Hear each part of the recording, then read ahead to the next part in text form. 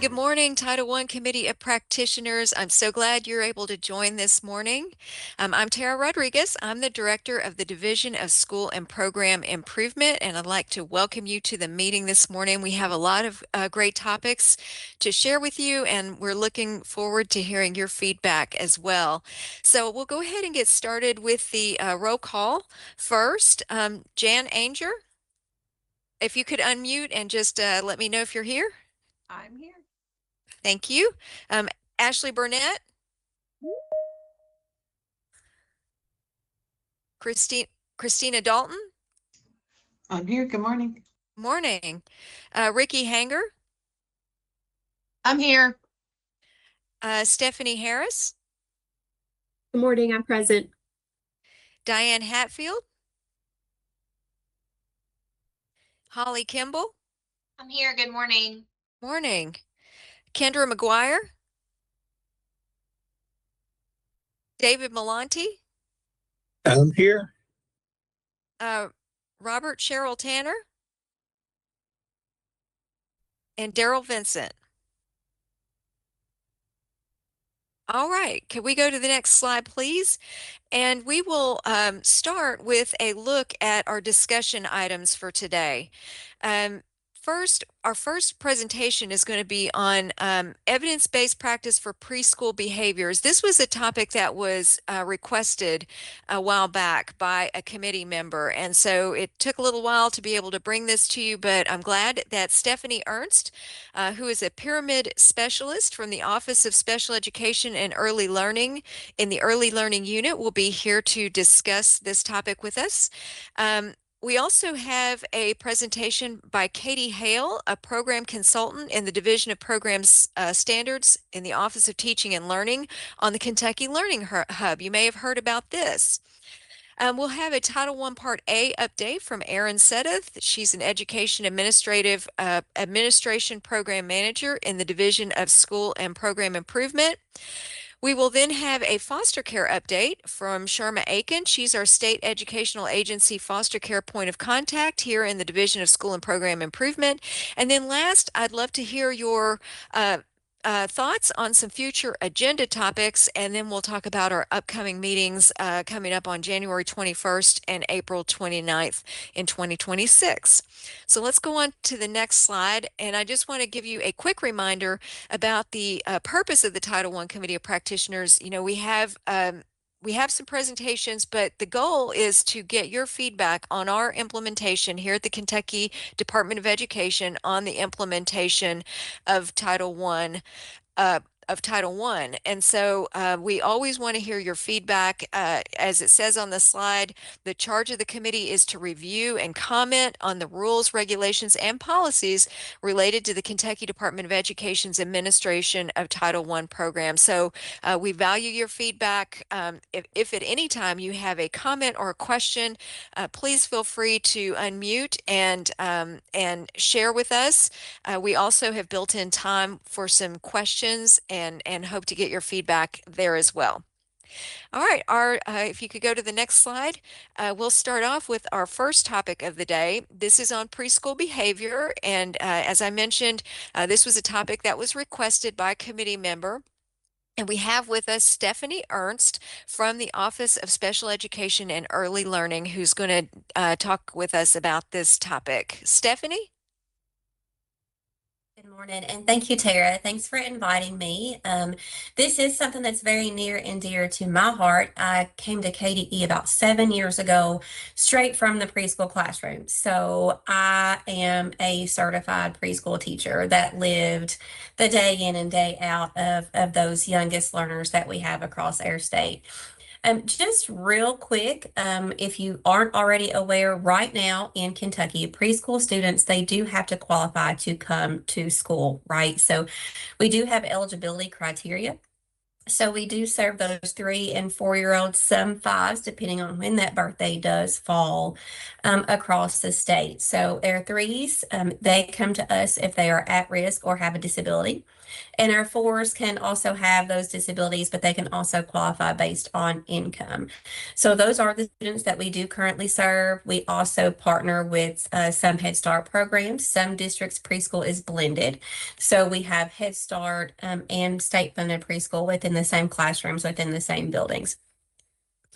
Currently, we do have preschool in 168 of our school districts. So, you know, that we are missing a few districts, but those are Head Start delegated only districts. So we do have at least 3 of those that are out in our state. So preschool behavior, we'll go ahead and go to the next slide, please. We actually started the pyramid model in 2019, and we started something because we had nothing. Over in OSEAL, we also have 5 regional structures. We have 5 regional training centers. And so those folks are our boots on the ground that directly support our districts. So we kept getting information from them. We go out and do different types of monitoring. We saw behavior was happening at a rapid rate. I left the classroom. And as I left the classroom, like I said, I was straight from preschool. We had several behaviors within my program, but there was 0 data in Infinite Campus that said that preschoolers had behavior concerns. So since we had 0 data, we knew that really that was a red flag in and of itself. So we did come together and start implementing the pyramid model. Some folks refer to pyramid model as preschool PBIS. So pyramid is a tiered positive behavior support system geared for young children. This is used in infants and preschool students. This is for birth through 5. We actually have 13 kindergarten classrooms across the state that are now implementing this through their program-wide efforts with their preschool partners that they have. This slide I'm going to spend quite a bit of time on because this really gives you a breakdown of all of the things, and I'm going to talk to you about what we have here and then give you a little bit about the work that we've done the last 5 years with this initiative. So one of the differences with pyramid model and just your school-wide PBIS is the pyramid model does put a big emphasis on that bottom yellow base, the base of the pyramid there, that effective workforce. And so that effective workforce are the people in place that can make decisions. These, for us, that's our leadership teams within our districts. We do meet districts where they are. We don't tell anyone that they can't participate if they don't, click a certain box. On our leadership teams, we do have superintendents, we have assistant soups, we have doses, preschool coordinators, school psychs, guidance counselors, lead teachers identified as those coaches, and so forth and so on. But if you don't have someone, a superintendent is not required. It's up to the district who they want to be on that leadership team. But that leadership team drives the effective workforce, and they really support any decisions, any policies, any practices that need to be put in place to sustain the work. Pyramid is a framework. It's not a curriculum. So it does take time to implement. Pyramid is based off of 3 big components. One of those, maybe you've heard of before, but it is implementation science, right? So knowing that you move it a little slower to get faster, and you want to make sure that everything has policy and procedures in place. It thrives off of professional development and then family partnerships as well. But so again, that base of the pyramid is really where we see the most support in our districts that are sustaining this work. And I'll talk more about those districts here in just a little bit. So tier 1 is that blue teal color that you might be able to see. And if not, the words there are high quality supportive environments and nurturing and responsive relationships. That is what all students in the preschool classroom receive. So this tier really looks at the relationships that the teacher builds with the students, the relationship between all the adults in the classroom. That's one that we've spent a lot of time focusing on across the state, are the adults that are in the classroom together and how they treat each other as well. It looks at, things that should be in place. Sometimes it seems like common sense, but some of our folks do need a gentle reminder. Preschool rules, expectations for the classroom, how the classroom is set up, and again, how that you bring in families, because our goal is to support the child as a whole, and that does have a family component. And so that's for all students. That's our universal level there. And again, that's looking at those supportive, responsive relationships with everyone that promotes that strong social emotional development. There is research that shows if social emotional development is supported at a young age, behaviors do decrease. And so that's where we get into our tier 2. 80% of our students do not need anything outside of tier 1. And we do have research and our own data in Kentucky that does demonstrate that with our RTCs and our districts that are partnering with us. But there are some students that need a little bit more. So our tier 2 is targeted social emotional supports. And that's where we really look at systematic approaches for teaching those social skills. And we're looking to see what can be prevented. We look to see, do we need to provide intentional instruction support for some of our students that need a little bit more one-on-one? This can be in small groups. Sometimes this might look like teaching those specific skills, sharing, turn taking, expressing feelings, being problem solvers. One of the things that we implement within tier 2 is our problem solver kit, so our solutions. And I received last spring, I received a video from a district, and it showed one of their kiddos. I mean, they're now the solution helper. That's one of the jobs in the classroom. He noticed that some friends were having some difficulty sharing, and so he said, I have a solution. And he took the solution cards and kit over, and he was like, you can take turns, you can walk away. And so it is really neat to see how the students start to also participate in giving some of these supports to our kiddos. Again, it does look at individualized support, visual cues, social stories, peer-mediated interventions, and then family engagement. If you take nothing else away from this is the one way that we have found that supports challenging behaviors in preschool, not only in Kentucky, but across the U.S. really, is making sure the family's involved.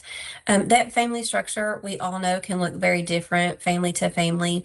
But you absolutely, as a preschool teacher, as a preschool coordinator or director of special ed that supports preschool kiddos, you cannot let that very last, you're already at your wit's end be the first time you've talked to the family. So we do drive home that family engagement piece, the collaborating with families to reinforce the skills that we would like to see taught and implemented in the classroom, also at home.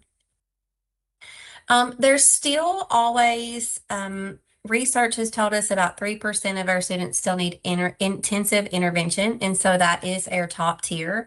And that is our assessment-based intervention that does resort in individualized behavior support plans. I want to just clarify a couple of things real quick. The pyramid model, these supports can be used for kiddos that already have IEPs and those kiddos that do not have IEPs in place. Either route that you might be going, this top tier is really important. Like I said, kind of with the family piece too. We don't just go in day 1 of preschool and jump to tier 3. We do have to make sure that there are some things in place. And I do have some resources for you in just a minute that we'll look at also. But so this tier 3 is a team approach. This is where you're looking at functional behavior analysis. You're looking at behavior intervention plans. You're making sure if your student already has an IEP, that IEP is being implemented and that there's a team approach and that we're making sure that, those students have everything that they need to be successful or as successful as they can be in this setting. This is also a place where if you have a returning student, maybe this is a great time to request an ARC meeting. We know that those are held annually, but as families and as teachers, you can always say, hey, go to your team. We might need to reconvene and look at some things here because preschool kiddos change so fast. I've seen it. I've seen it through my students. I've seen it through observations. I've seen it through my own kids that, I've helped raise, who are now, I'm doing the same thing with them as they're freshmen in high school. These same strategies, I just seem to repeat what I'm doing with them that I did in the preschool classroom. But again, that tier 3 is really where we dive in and look at that FBA, the behavior support plan, and that team-based approach.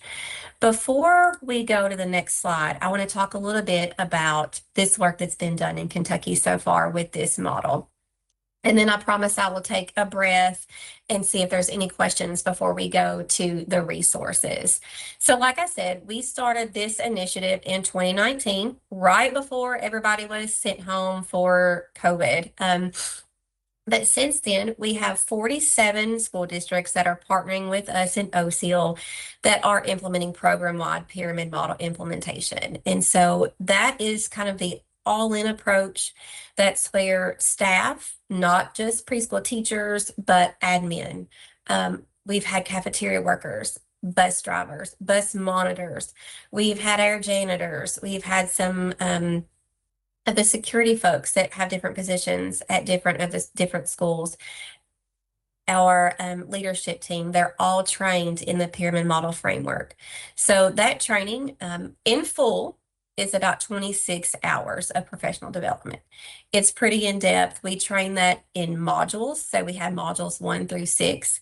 And this past summer, I was part of the training team that trained JCPS. So we have tackled our largest school district in the state with making sure that they have the tools, at least the training that they need to implement pyramid model.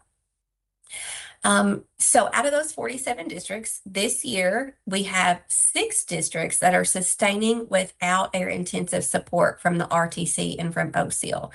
Again, as I said earlier, this framework is rooted in implementation science, which means it does take time to achieve your goals. It takes 2 to 5 years to implement to fidelity. And so we do have a fidelity tool that is our observation tool that looks to see how well teachers are implementing these key practices in the pyramid model. And that's our teaching pyramid observation tool. I actually just started that training at 8:45 and hopped over here to present to you guys. And today marks our 15th TPOT training that we've offered to folks across the state so that they can become reliable observers and observe their students and tell them how they're implementing this evidence-based practice. So to hit fidelity, that means that on that tool, you've hit 80% and no red flags. That part always scares folks just a little bit, so I always talk about it just briefly. There are 13 red flags that you could observe while you're observing a teacher for the pyramid model framework, but those are really just developmentally appropriate practices that should be taking place anyway. It looks at, is there more teacher-directed time versus child-directed? Is there a large open spaces? Are you restraining a student? Have you asked for a student to be dismissed from your classroom? And that list goes on, but it's really just things that you should not be doing anyway in any classroom, but especially that preschool classroom. And so we have several districts that have marked their 80%, and we've had a tremendous data point that shows some of our districts started implementing in year 1, and they had many red flags. They had more red flags than I really would. It hurt my heart just a little bit. But after a year of implementation and a year of coaching from our coaches within the RTC and that identified district coach, the red flags have dropped significantly over the last 5 years. So again, pyramid model does have several key practices that are put in place. And again, that observation tool that goes back to look at it. I think the biggest thing for me that I would like to share with you guys has been our teacher testimonies, our teachers that are resistant, right? Sometimes you have veteran teachers that they've been doing things a certain way for a very long time, and they really don't want to change. But sometimes that teacher behavior is the key piece, that key ingredient that needs to make a little pivot. And so 2 of our teachers that are veteran teachers, I met them about 5 years ago when we started this work. They are now presenting at conferences on the pyramid model and how they've implemented and what it took for them to change in their classroom. And they have seen their students' challenging behavior decrease. Does it ever go away completely? No, it's just the world we live in. I wish I could say that I knew all the answers that would kind of do away with challenging behaviors in preschool, but you guys, they come to us, they're learning what they don't know, right? Sometimes if we have a speech delay, we're going to have a behavior because if we can't tell you what's wrong, we're going to show you. And sometimes that can come across in a not so friendly way, but this does give us strategies to put in place for those students. And so I'm going to take a breath before I do resources, Tara. I know this is a lot at once. And I'm, like I said, super passionate about the work, but I do want to pause for any questions or comments briefly.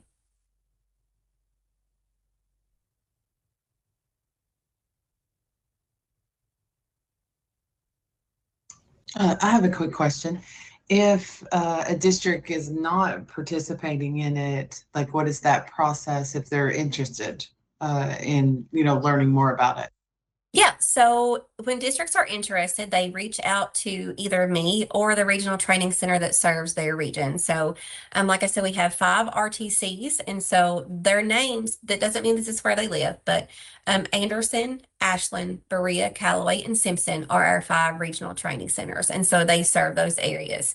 So the district would reach out to their corresponding RTC, or if they're not sure of which RTC is in their region, they could email me and I can get them connected, and we'll look at some selection criteria, right? So there are a few things that do have to be in place to be what we call program wide. And one of those things is you do have to have a dedicated person in the district that can serve as an internal coach. That's basically an individual. They can already have other roles. This person varies from district to district. Some districts, this is a strong teacher. Some districts, this is the preschool coordinator if he or she has time and capacity. Some districts, it's been our director of special education because they're also the preschool coordinator. Some folks have selected a PBIS or the MTSS lead within their district to support this work as the coach. But all in all, you just have to have one person that our RTC can train to be able to sustain when the RTC fades their support. So the regional training center supports intensively for the first year to 2 years, depending on the district and their success, or the district and them saying, you know what, we're wrong. We don't have the system in place to do this right now, but we'll be back. So give us some time to get some things put in place and then we'll reach back out. So we have had a couple of those instances as well. But that internal coach is key. The other key is making sure that teachers are on board and it's not I told you you have to do this. We tried that in the beginning and it didn't work so well. Out of that very first round, those districts that were kind of told to the teachers, you're going to do this, we didn't have buy-in. And so we do like to have, we call them glow and grow exploration meetings with the district, and teachers are represented there and they get to hear about the ask and about the framework and about the training and about some of the changes they might have to make in their classroom.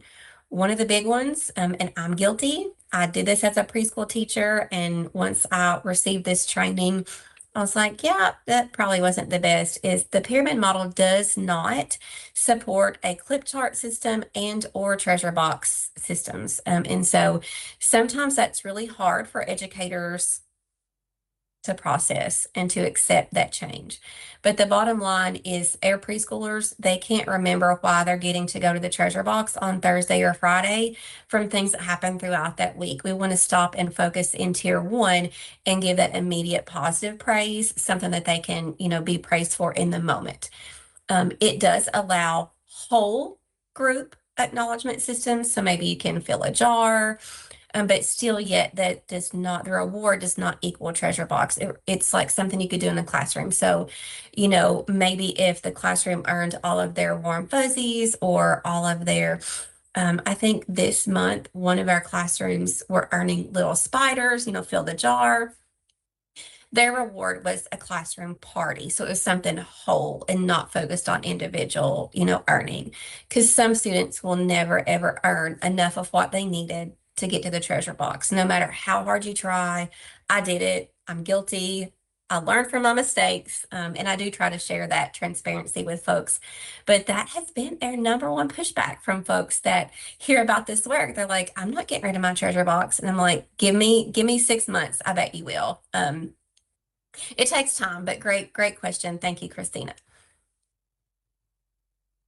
So I have a Anything? question. Are there different cohorts that are learning this body of work with preschool? So this is a layer of the All Stars program. So this is separate. So program wide is separate from All Stars. Our quality All Stars rating system does take into consideration the pyramid work, and that is in 3 different cohorts. You do get to select your level of involvement for the star rating that you want, but even the 5-star programs aren't hitting all the pieces that a program-wide district would. Program-wide is 5-star plus, a little bit more is the best way that I can really break that down for folks. And we selected that so the districts that had been implementing this for years didn't have to change pieces, and we were seeing that the pyramid model does equal high quality classrooms. So we wanted to continue that base training with some of those base models, like for tier 1 and tier 2, to support quality and enhance that. But that's the cohort piece of it. Program wide is completely separate, and those folks are on board for longer than a year. Like I said, with they're 3 to 5 year folks that are in that piece. But great question. Thank you. Thank you. Yeah.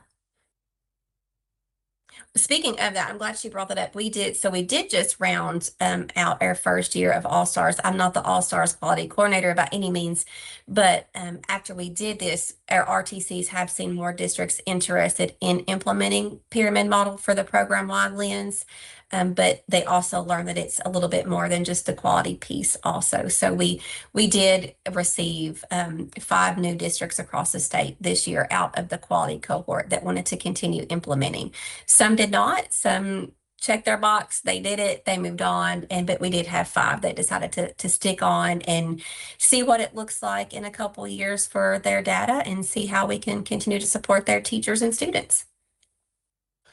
Any other questions? Okay, I can't see everybody, so I'm gonna go on to the next slide, please, if you don't mind.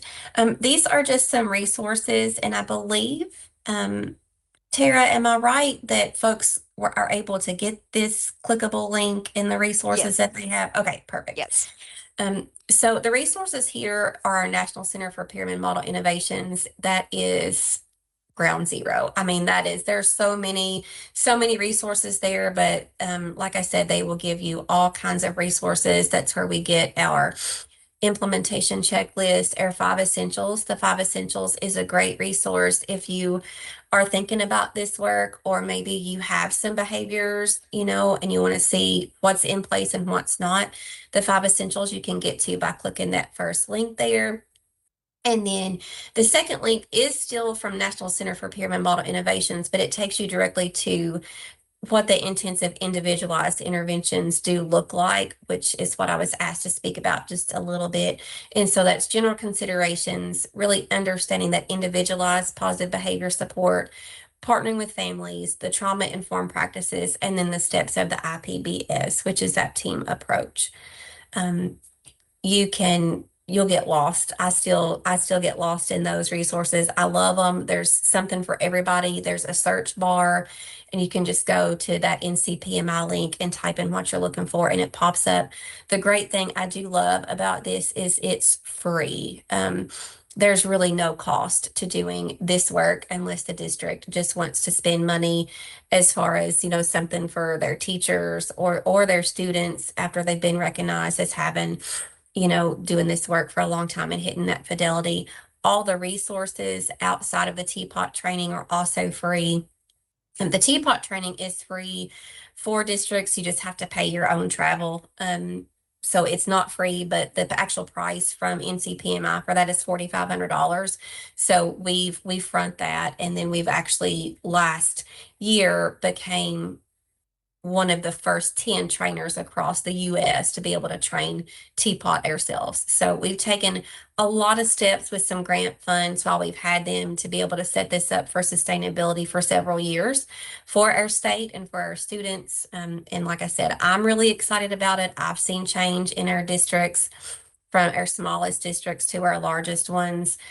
Each region has, just in my opinion, some great examples of districts that have done great things with this. So if you live in a certain region and you're like, hey, I would love to see this in action, please email me and I'll connect you with a district that you could go check out. They love having visitors. Tucker the Turtle is kind of the mascot, if you will, if you've heard of Tucker. Tucker travels. This past weekend, he went with a student to the aquarium. So a lot of our districts have implemented Tucker at home, and the families have really enjoyed that as well. So that's really all that I have for you this morning. Like I said, I'm happy to support anyone with any questions. You can email me anytime. I'm pretty responsive unless I'm out in a district, but I'll always get back to you within just a little bit. All right, does anybody have a question for Stephanie? All right, Stephanie, thank you so much. I appreciate your being here. Thank you, Tara. I would love to stay, but I'm going to hop back over to the other training. But you guys have a wonderful day. Do enjoy this Halloween week. I hope everyone gets some kind of trick or treat that is your favorite. So thanks again, Tara. Bye. Thank you very much. All right, let's go to our next slide. And this one has to do with professional learning. Of course, with our Title I programs, we know a lot of times districts will use some of their title funds on professional learning because that is such an important of a part of school and of education. And so today we have you may have heard of the Kentucky Learning Hub, but today we have Katie Hale from the Office of Teaching and Learning, and she's going to join us to talk about the Kentucky Learning Hub. Welcome, Katie. Thank you so much. We can go ahead and get started here if we'd like to go on to the next slide. So good morning, everyone. I am Katie Hill. I am a program consultant. I work specifically in professional learning departments, and I'm a team member of our Kentucky Learning Hub and the implementation of that. So thank you so much for being here, and I'm excited to share a little bit more about this and deep dive into what it is, who it's for, and why we have it. So I have a process here that's going to go through the next few minutes and share the why, the who, and the what behind this hub. Think of this as Kentucky's new online home for professional learning. It's kind of like a one-stop shop where adult learners of any capacity can find the trainings that they need, the courses that they're looking for, and tools that do support their day-to-day work. It's working on that process of making learning and growth easier and more cohesive across the state. And this hub was created and then launched on July 1st, 2025. So it's fairly new, and we're in the process of getting these courses in creation and get them out to the state. It is the new home for high quality professional learning, and it's a space where we can all contribute to the collective student success and adult success here in Kentucky. So the vision of the hub is simple. It's just to provide that one connected, accessible home for our professional learning. So if we could go on to the next slide, please. Okay, the why. So I'm going to spend a few minutes talking about the three major whys of the Kentucky Learning Hub. So why did we create this hub?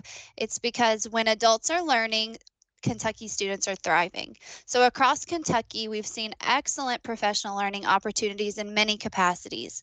The experiences have been wonderful, but we've also seen gaps in their access. We've seen gaps in consistency, and then gaps in sustained quality. So the hub was built to bridge those gaps. It ensures that every educator and support professional has access to that purposeful, that consistent, and that transformative learning, no matter what role they are playing or where they do hold that role. So one of the most exciting parts of the hub is it's going to be that collective one-stop shop professional learning platform. So No more searching across multiple systems. The goal of the hub is to have everything connected in a clear and easy navigating portal. This allows our adult learners to focus on what matters the most, which is improving practice, serving students, and meeting their goals. So upon that, one of the biggest thing it's designed around is that flexibility. So it provides that opportunity for those individualized growth opportunities. Every learner, regardless of their role, especially as an adult learner, they grow differently and they grow at different paces. So one of the goals of the hub is that participants can choose their learning experience that matches either their interest, the role that they play, or their individualized goals on a professional level. It's professional learning that's going to meet people where they are and help them take those next step forward. And you'll hear the phrase HQPL quite a bit, which is high quality professional learning. So the hub, it is grounded in those HQPL principles. So every course and experience that's on our hub is going to align to those same high standards that the HQPL of Kentucky promotes. So it's going to be either content focused, standards aligned, it'll be reflective, most importantly reflective of adult learning experiences and what's best practices in that manner. And also one of the goals of Kentucky is to provide that vibrant student learning experience. So the hub wants to mimic that for our adult learners. By keeping these expectations consistent, the hub will ensure that all of the learning experiences are accessible. First and foremost, they are accessible, they are meaningful, and they are effective, no matter when they're delivered or where they are delivered. So if you don't mind, flip on over to the next slide. Okay, so here, if you look at this slide for just a second, you're going to see some of the states that we have been in collaboration with. So this work was not done in isolation. We reached out to different places that had some things going on as far as a learning hub in the various capacities of their state. So we've learned from and collaborated with these states, including West Virginia, Virginia, Maryland, New Hampshire, South Dakota, Utah, South Carolina, and North Carolina. All of these states have something that they are putting into place prior to Kentucky. So through these partnerships, we've gained valuable insight into what makes professional learning three main things, which the goal was for it to be scalable, to start in a place and move forward, for it to be sustainable, a place that you can come back to over and over with quality resources, and impactful, so it's purposeful. And now Kentucky's in a place where we are setting the example and we are building a model that's going to reflect our Kentucky goals and our Kentucky initiatives. So taking what we have learned from these other states who have great things going on and applying it to Kentucky that meets our goals. So that's really exciting work to know that that wasn't done completely in isolation, and we have some great groundwork to move from. So if you don't mind flipping on over.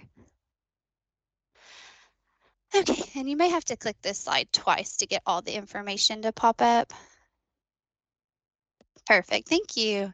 Okay, so like I said, HQPL, high quality professional learning, this is something that has different characteristics and structures that go into place when you want to provide professional learning to any role within your building or your district or at a state level. So every part of the Learning Hub is going to be intentionally aligned to those core principles of HQPL. And each of these courses or modules that are placed in the hub are designed to help our participants apply what they learn. So the process is turning that theory into practice and then taking the practice and continuing the progress. So that hub houses that place of collective HQPL that people can continue to return to. So basically what that means is the content is going to be focused on real practice and Kentucky standards. It's going to be designed with those adult learners in mind. So we want it to be practical, we want it to be respectful of your time, and we also want it to be relevant. So it's modeled after the kind of learning that we would want our students to be involved in, which would be that engaging and reflective type of practice. And in some cases, depending on which type of course would be available, there will be coaching and feedback opportunities. And it won't just necessarily be a one-time session. It's going to be something that can be a valuable resource moving forward with access. And like I said, it did start July 1, 2025, so we can only go up from here. It's going to be ongoing and it's going to be scalable so we can build and grow. So the alignment ensures that the hub is going to remain both a credible place for PL and a practical place for PL. Like that alignment between the two is high priority. So at the bottom, you'll see the learning structures that typically work for a professional learning environment with adults. You know, we have proven to work workshops, PLCs, communities of practice, coaching models, consultation, things like that. Those are things that adult learners are familiar with. And the goal of the hub was to adapt these type of learning structures and fit them in a unique way that will maintain that statewide standards of professional learning, but on a digital platform. So the professional learning here in Kentucky is not going to be a one size fits all. We want it to be flexible. We want it to be collaborative and designed for that lasting impact. So taking the characteristics and the learning structures and pairing them to a digital format is hopefully going to move our state into the hub implementation stages. All right, next slide. Okay, so this one is incredibly important. You know, when designing a learning hub, a digital learning hub for the entire state, we want to make sure that it does have these adult learning designs in mind. So on the screen, you'll see the different versions of learning that, you know, most adults in our phase with digital learning are exposed to. So I want to highlight the part about synchronous and asynchronous learning because that's a big portion of the hub. So as we look at the Kentucky Learning Hub and how it's going to support our adult learners, it's important to know that we are going to offer a balance between synchronous and asynchronous learning. So to be more specific with that synchronous learning is like facilitated lessons, virtual meetings, collaborative discussions. It's going to allow the adult learners to connect in real time, share those ideas, and build that community. And it's going to mirror that feeling of being in the same room, even if you are miles apart. So there will be synchronous offerings. There will also be quite a bit of asynchronous offerings, which is a progressive part of being on the hub. So this will be having recorded modules, mini learning sessions, self-paced courses, digital resource libraries, things like that that are going to give the learners the flexibility to engage when it fits their schedule. So it allows for that reflection and that deeper learning, but it also gives the learners the ability to revisit their content as needed, which, as we know in this field, your time is very, very valuable. So having that opportunity to chunk it and piece it at your needs will be huge. So it's going to bring those both approaches together. So hopefully we can offer that flexibility without losing connection, because there's something very valuable in connection with professionals as well.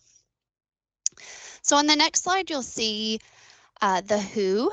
So who is the Learning Hub for? And to be quite honest, the Learning Hub is for anyone and everyone who supports student success.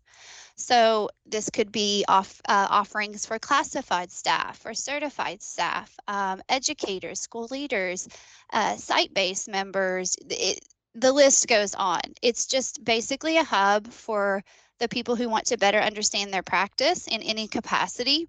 It's going to include required trainings and also those open optional opportunities. So depending on what you're looking for, there are going to be both opportunities. So it's an inclusive approach to professional learning. So it'll all be in one centralized location, and it will not discriminate against what type of PL you can find there. Hopefully this will give the voice to the roles that in the education communities for Kentucky. So on the following slide, what you're going to see, and I would encourage everybody after this is over to visit each one of these just to get more familiarized with what they are. But all of this is going to live on that first website up at the top with the arrow that's pointing where it says KentuckyLearningHub.org. that's going to be the main place you will access this. So through that site, the participants can find those KDE approved professional learning experiences. And now on the bottom, I'll go through and explain each of these links as well. So on the left, you'll see the catalog. The catalog is where you're going to find those professional learning opportunities, which is also linked in the main link above. You will see the title, you will see whether it's a free offering or if it's a costly offering, depending on what type of offering it is. You'll see who is hosting it, it'll give a description, and then it'll give you an arrow to where you can sign up. So the catalog is, last I checked, the catalog was in most recent order. So like the most recent postings would show up first, but there is a way to search for keywords as well if you're looking for something specific. The center is the Canvas, which is actually going to be the LMS system that is used. And I'll talk about that one in just a moment on the next few slides because there's something specific to that one. And then on the right side, you have the PLBB, which is the Professional Learning Bulletin Board, which is the previous location where everything has been housed, where you can find learning opportunities offered by KDE and outsourced as well. That does show synchronous versus asynchronous learning, and they are in two separate places where you can search depending on what you're looking for. The goal is to have all of the professional learning in the PLBB site moved over to the Learning Hub. So that's the goal that we are working on. So in the process, it will be housed in both locations, but end goal is for that to not be there and it all be on the updated Learning Hub. So on the next slide, I'll just show you real quick. This is just an example, a zoomed in example of what it looks like when you hit that. Now I do want to highlight over here on the left side where it says Professional Learning Bulletin Board. This picture that you're seeing, this holistic picture, is from the catalog. But to find those extra offerings that are still not quite yet in the hub, you can still go back to the Professional Learning Board on this page just by clicking that arrow at the bottom under the green logo that says Professional Learning Bulletin Board. You can still access it there. But I did want to highlight these two courses just to show that, you know, we have 2526 site-based decision-making leadership principles guide. That's an example of a course on there, as well as a cooperating teacher prep course. And you can see both of these courses are self-paced courses, which means they're asynchronous, and whoever is taking these could access them on their free time. That's supposed to be one of the biggest sellers of this hub, to get people to see its value, is that a lot of this is self-paced and you can fill in the gaps where you need, because everybody's time of day is very busy and you can use this at your leisure. So those are just two random offerings that highlight the differences that are involved there. We wanted to make sure to showcase that there is a wide range of offerings and it's not just specifically for academic purpose things. And then on the next slide, you guys will see, this is the one I was going to talk to you about. So this is a single sign-on, which is huge. So I want to elevate that this is a single sign-on, and you'll hear that referred a lot as SSO with all the education lingo here. So if you have a district, a Kentucky district login, or you have a KDE login, this is single sign-on, so you do not have to use any other credentials. This is one set of credentials that will reach you to all of the hub's tools, all of the hub's resources. You don't have to worry about juggling multiple usernames and passwords, because I know how much of a hassle that can be and how we can't remember those. So that, I love that it's single sign-on. It makes everything easier. This is going to save that time and frustration and let the adult learners focus in on that learning and collaboration instead of focusing on technical hurdles, hopefully. But by streamlining this, it should make it much easier to use for that centralized platform. So on the final slide here today, I know I threw a lot of information out there, and I do want to thank you guys for taking the time to learn about the Learning Hub. We know that launching a new system can take time and lots of questions will come up, and that's completely okay. I do want to give everybody the floor to reach out at any point and ask questions. You're more than welcome to reach out to me at any point in time, and I will answer it to the best of my ability. But in a summary, we believe that professional learning should be as inspiring and as accessible as the visions that Kentucky has. So the hub is that one big step towards that vision. So I invite everybody on this call to explore, share, let us know how you think the hub can continue to grow to meet everyone's needs. And that's basically all I have about it. And I just want to thank you guys for your time today. All right, does anybody have a question for Katie? Katie, David Malonte from OCIS. I work Hello. with Aaron Suddeth in Title I. Mhm. We do have some asynchronous courses for Title I, but I'm interested in what it takes to get a synchronous course set up. Because I think there might be some opportunity there, for example, to train brand new federal programs coordinators in a group setting. So So that seems Aaron- a little different than an asynchronous course. It is, and we've had that conversation quite a bit because in reality, not every given point of information is going to be purposeful in an asynchronous setting. There is a lot of things that still have to stay synchronous. So what we're working on right now is creating guidelines for our content creators in each department or whoever's creating that content of first, let's decide if it's synchronous or asynchronous, and then we're going to have some guidelines, rubric-esque style, depending on whether it's synchronous or asynchronous, and then how to create those. We do have one course, if I remember Aaron saying correctly, we do have one course right now that's going to be a model for synchronous learning and what that could look like. So hopefully when they finish that up, we can share that out with our content creators and they can kind of use that as an exemplar course. Yeah, that'd be great. I'd like to see that. Yeah, absolutely. I'll put that on the list and make sure that when that's ready, we get it out to you. Okay, thanks. No problem. All right, any other questions for Katie? Thank you so much, Katie, for being with us and for sharing information about this important topic. Really appreciate your time.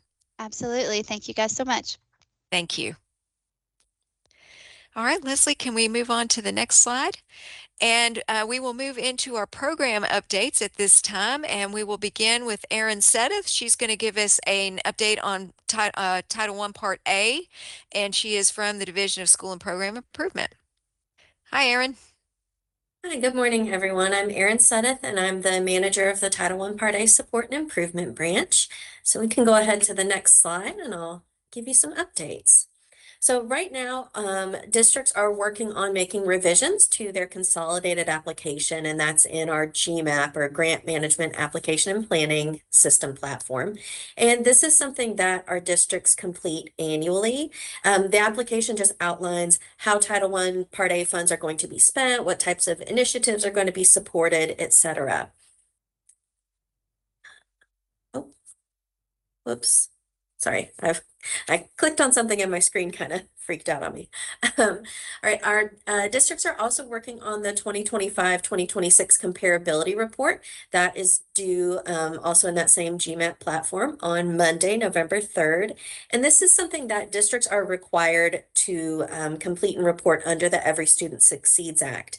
The report just demonstrates that state and local funds are being used to provide services in Title I funded schools that are at least comparable to the services that are provided at the non-Title I schools. So typically this is done using some student to staff ratios, and that compares the average number of students per instructional staff paid with non-federal funds, and just ensuring that those ratios are comparable at all of the schools within each grade span and potentially size grouping. We also have selected and notified our districts for consolidated monitoring, and I'm going to talk a little bit more about monitoring in a minute. And we will soon be notifying our desk monitoring districts. And then I have a little bit to share about the Kentucky Learning Hub as well. We have a new school level staff course available there. So if we can go to the next slide. It's just a little information about Title I Part A monitoring. So this is part of our responsibility as the state agency. We're required by USAID to monitor districts' program implementation. And the way that we do that for Title I Part A, we have two forms of monitoring. We have our desk monitoring, and then we're also part of the statewide consolidated monitoring process. And when we select districts for monitoring, we do use a risk assessment tool, and that aligns with uniform grant guidance requirements. And just the purpose behind our monitoring is making sure that we have alignment of the actual program that's being implemented at the district and at the participating schools with that application that the district has submitted, and then all of those other statutory and regulatory requirements. All right, we can go to the next slide. So first, let's talk about our statewide consolidated monitoring. This is a program with some of our state programs and our federal programs, and we work with a selected set of districts each year. And the idea of everybody kind of coming together for that is just to reduce the impact in district time and services when we show up. Instead of us showing up at, multiple times throughout the year, we all just kind of come and get it done at once.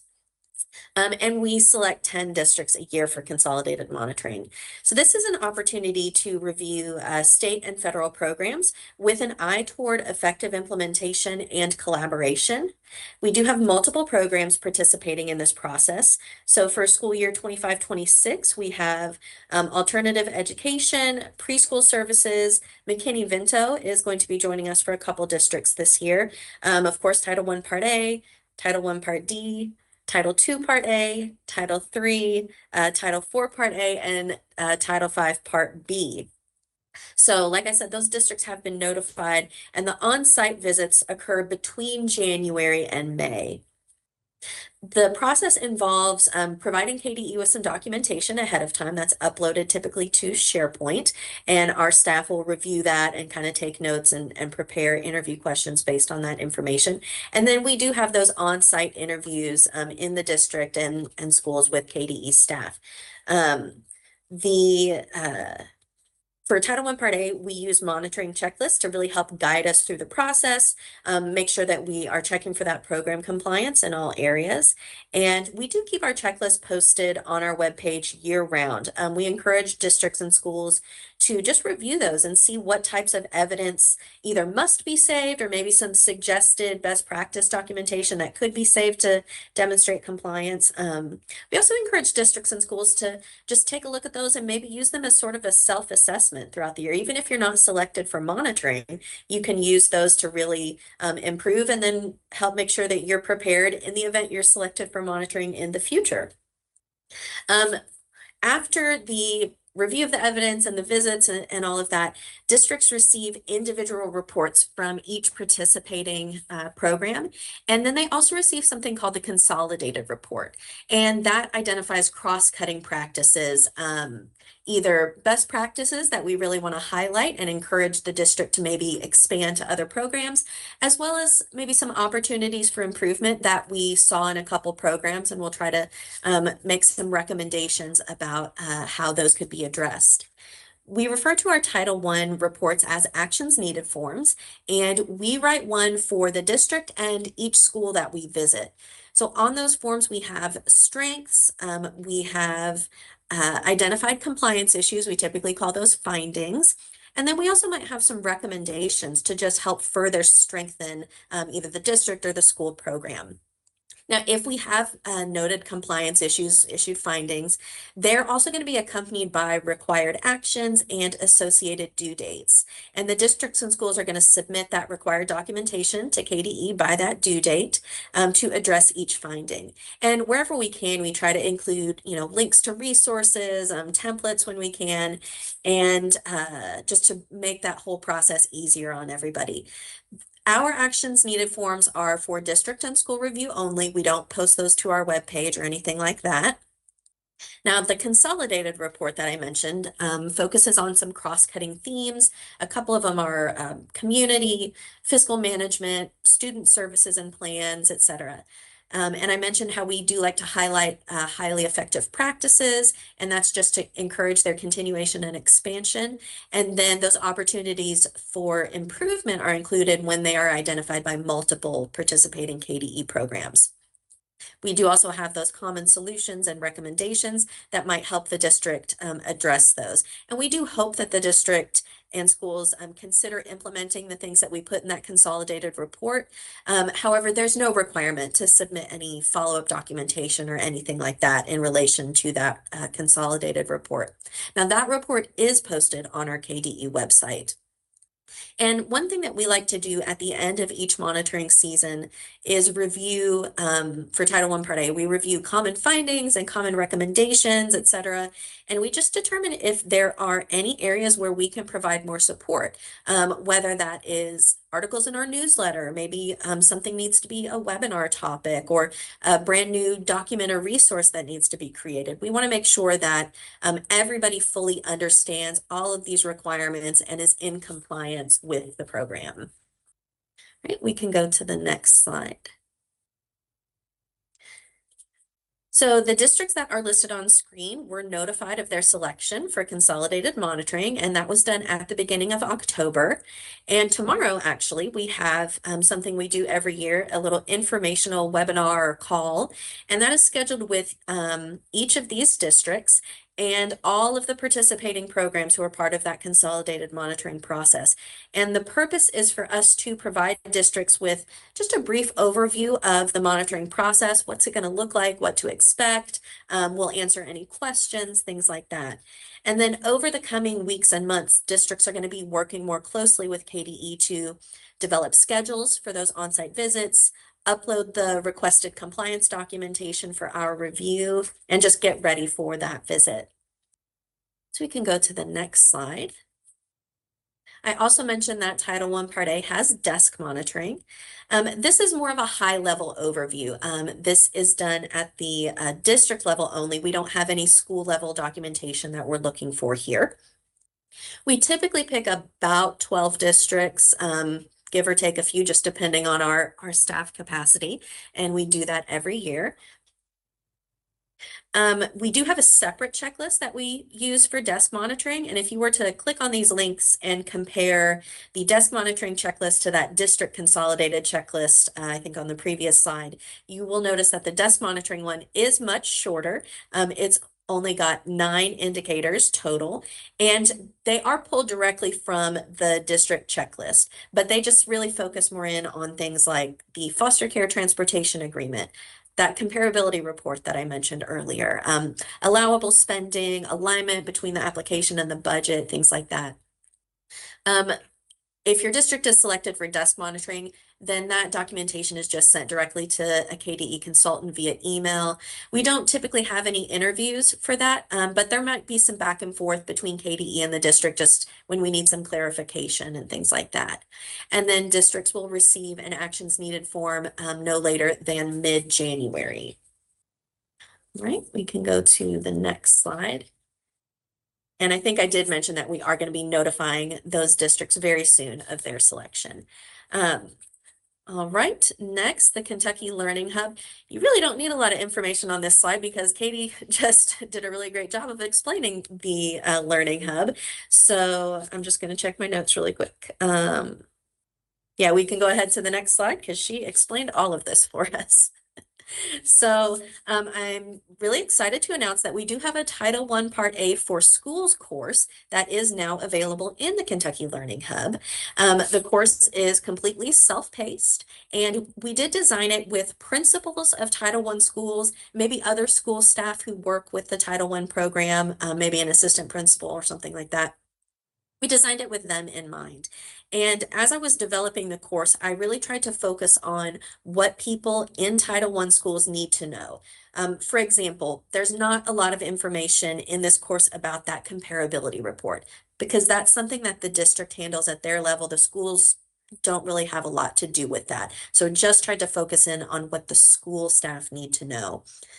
There are 5 modules within the course. The first one is Title I Basics, just an overview of the program that specifically focuses on that school level information. Things like, how did your school become eligible for Title I? Some basic information about allowable costs.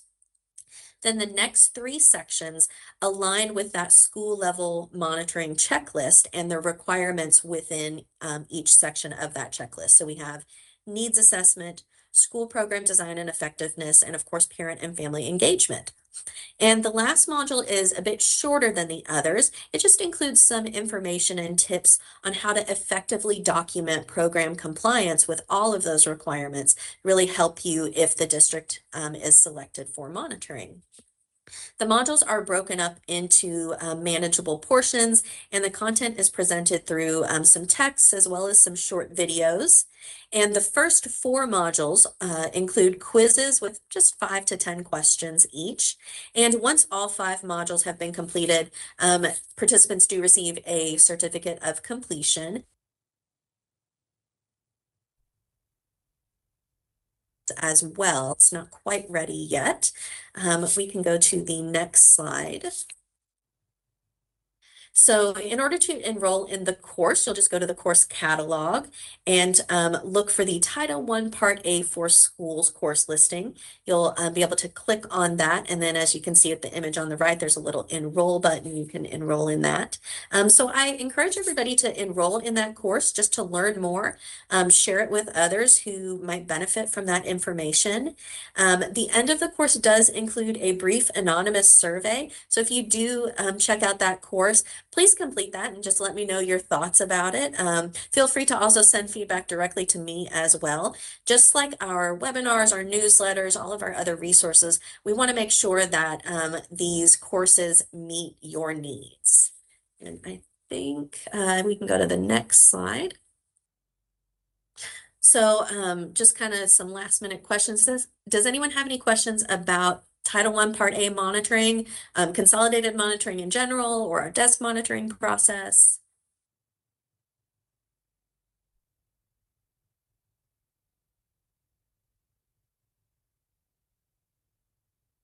And then my other question for the group was, does anybody have any suggestions for future online courses or just general areas where maybe some additional technical assistance would be beneficial?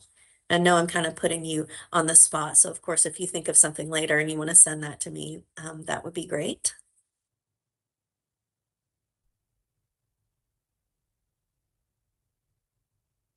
All right, well, that is all I have. Thank you all for letting me join you today. Thank you so much, Erin. Appreciate it. All right, let's go on to our next slide. And we have an update on foster care. And joining us is Sharma Aiken. She's a Title I Part A program consultant, and she's also the State Educational Agency Foster Care Point of Contact. Hi, Sharma. Thanks for being here. Good morning. Thank you, Tara. Good morning, everyone. I'm Sharma Aiken. I'm so delighted that you all are taking the time to be a part of this presentation. So I'm here to talk about the foster care requirements under ESSA. And my goal is not to just share information, but to spark ideas and hopefully leave you with something valuable to take back with you. So let's get started. So by the end of this presentation, you will understand how our office works to support students in foster care and how we work with the Child Welfare Agency and the importance of that collaboration. Learn the significance of ESSA's foster care provisions, and I will discuss what KDE looks for during monitoring of the Title I foster care program.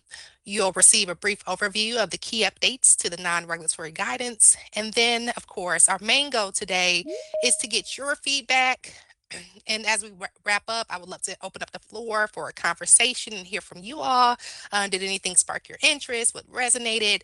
Ideas for planting seeds for meaningful change.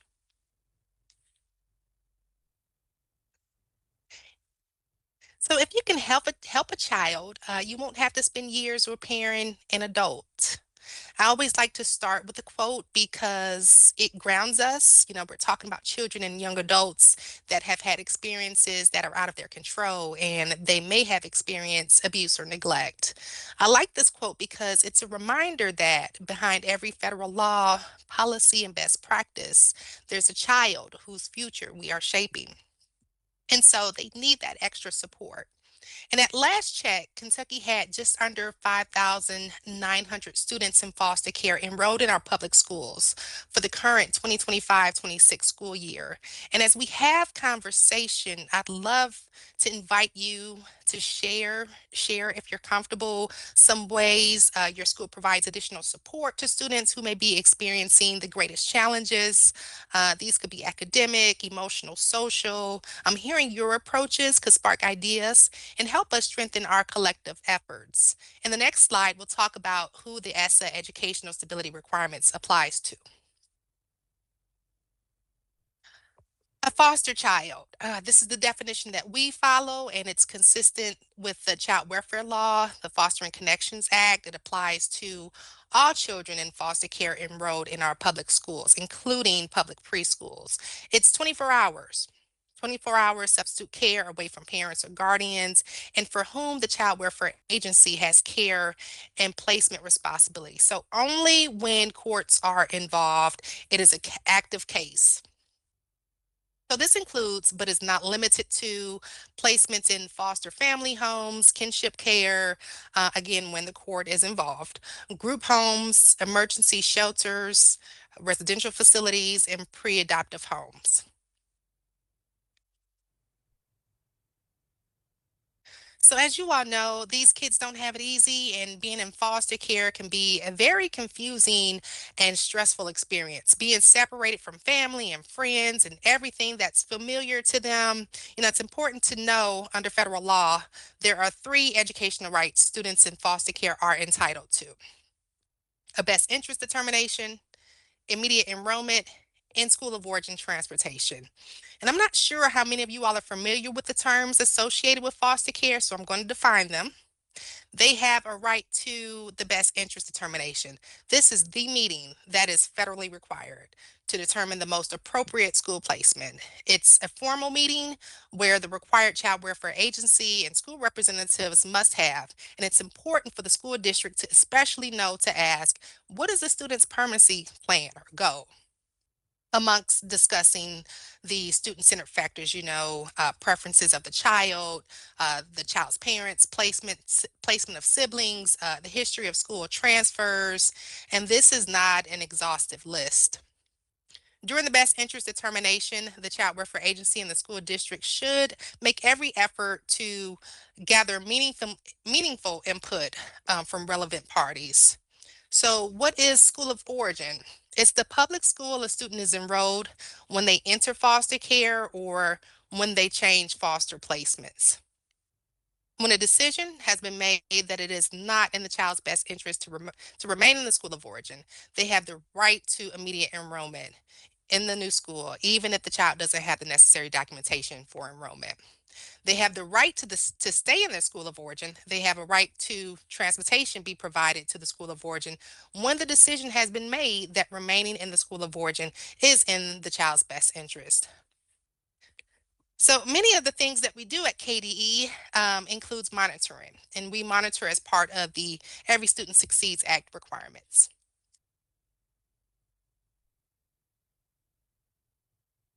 Foster care is part of the Title I Part A provisions, which aims to ensure educational equity for disadvantaged students. So let me back up for a moment. The state level provisions, it does require a state foster care point of contact to collaborate with the state child welfare agency to ensure educational stability requirements are being implemented. It establishes educational rights, which I just went over in the previous slide, ensure that best interest determinations are being held, immediate enrollment, and even without documentation and records are being requested and transferred expeditiously. KDE monitors to satisfy the requirements of the Title I Part A program.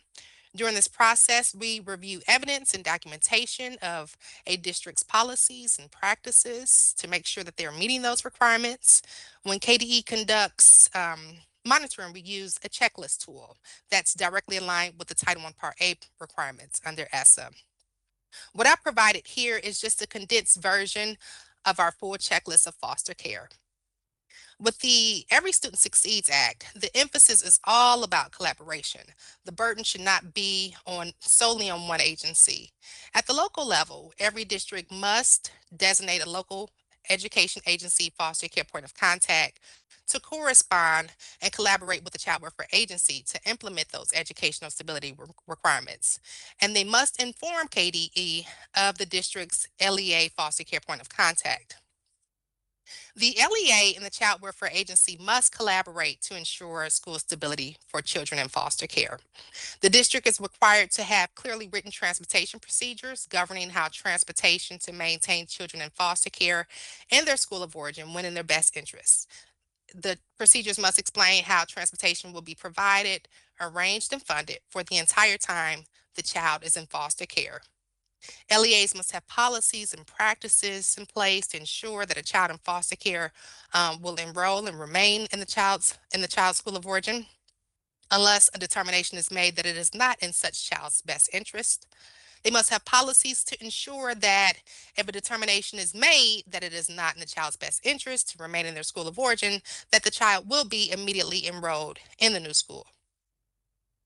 A new enrolling school must immediately contact the school of origin to obtain relevant academic and other records. All LEAs that receive Title I funds must demonstrate that the LEA is prepared to collaborate with the Child Welfare Agency through the entire implementation of those requirements.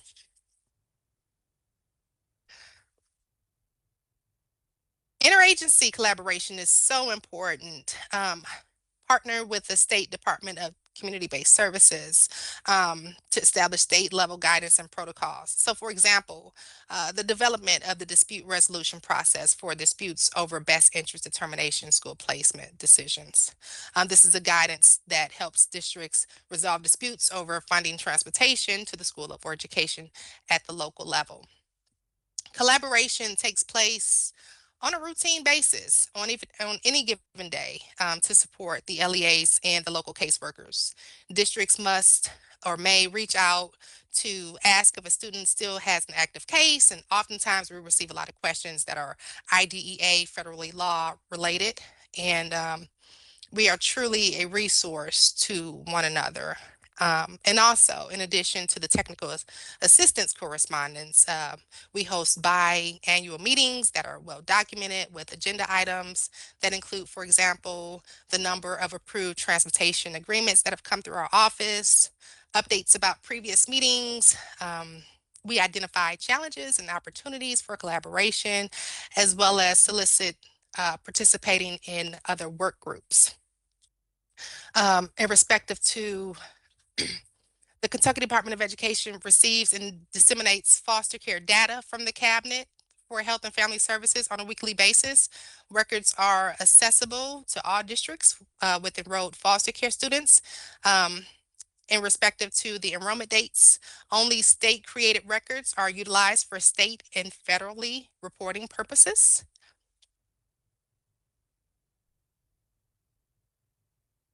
For those of you who may be unfamiliar, the U.S. Department of Education and the Health and Human Services released a new non-regulatory guidance in November of 2024, ensuring the educational stability and success for students in foster care. The updated guidance did not replace the previous guidance, it builds on it. It features an expanded scope beyond the basic Title I Part A educational stability requirements. It offers clearer definitions, more suggested timelines for implementation. We're continuing with the work that we've been doing. This guidance just helps us to enhance our work. So just to give a comparison, the guidance that was issued in 2016 was 28 pages. The 2024 guidance is 73 pages. So it provides greater clarity than the previous version. There are 3 brand new sections, a new focus on ensuring educational academic success. This section provides a detailed list of programs to assist transition age youth prepare for post-secondary opportunities. It encourages districts to take a critical eye to their policies to remove barriers for students in foster care for attendance, discipline, credit accrual, and graduation. It features a new section focusing on special populations. This section goes into depth about cross-program opportunities for students in foster care. A copy of the guidance will be linked to this PowerPoint. You can also access it by going to the Foster Care KDE website.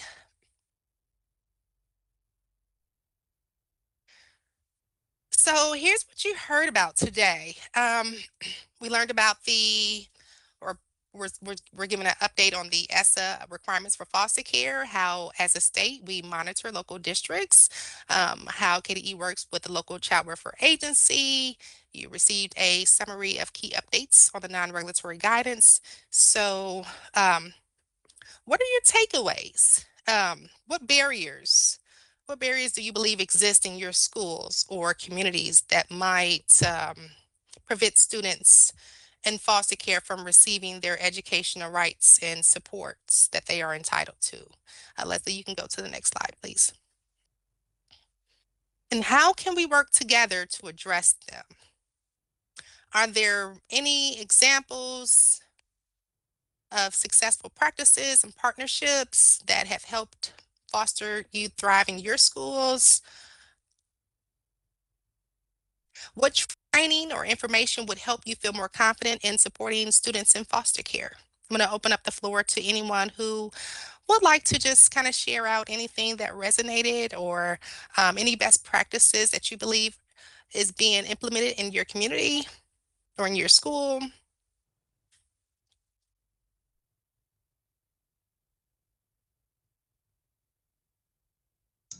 I'm in Davis County, and I know some of my schools, something that kids really like is if they know they have a student that's been placed in foster care and they're going to a different school, they get like a little welcome package, so they get some school swag, and it, makes them feel part of that school. Our trauma informed practices and the predictability and the routine, I think helps a lot.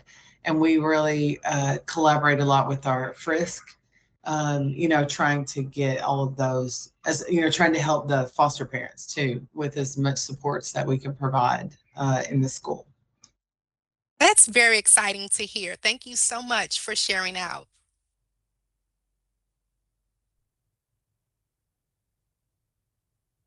I'll just give a few seconds for anyone else who may want to share out some of the great things that are happening in some of your schools. And if you can't think of anything right now, feel free to email me later. Leslie, you can go to the last slide. So I've just included here some of the resources that I referenced during the presentation. This is the updated non-regulatory guidance, again, for ensuring educational stability and success for students in foster care. And the second link is just a hyperlink to the monitoring checklist for that foster care section for foster children and youth. And if you all have any questions or comments, feel free to reach out to me. Tara, I'm going to hand it back over to you. Thank you all so much. Thank you, Sharma. Appreciate it. All right, our last order of business before we adjourn for the day is to talk about our upcoming meetings. We have one scheduled for January 21st and April 29th. Both will be at the same time from 9 to 10:30 Eastern Time. I wanted to ask if anybody has a request for a particular agenda topic, and we will do everything we can to get that for you. Remember, it should be related to Title I programs, but if there's anything you have a special interest in, please share out.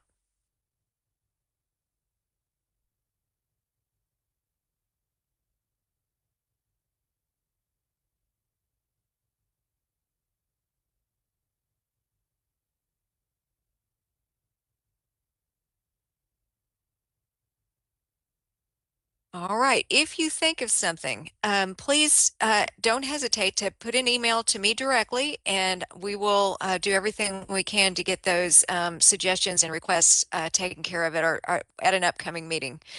Thank you so much for being here. I think unless anybody, I'll give you one more chance if you have a question or a suggestion to let us know that. And I'll pause here for a second in case anybody has anything or has thought of anything. All right. I really appreciate your participation on the committee. Thank you so much. Your feedback and your attendance here is very well appreciated. And I hope you all have a great rest of your day. Thank you so much for joining us.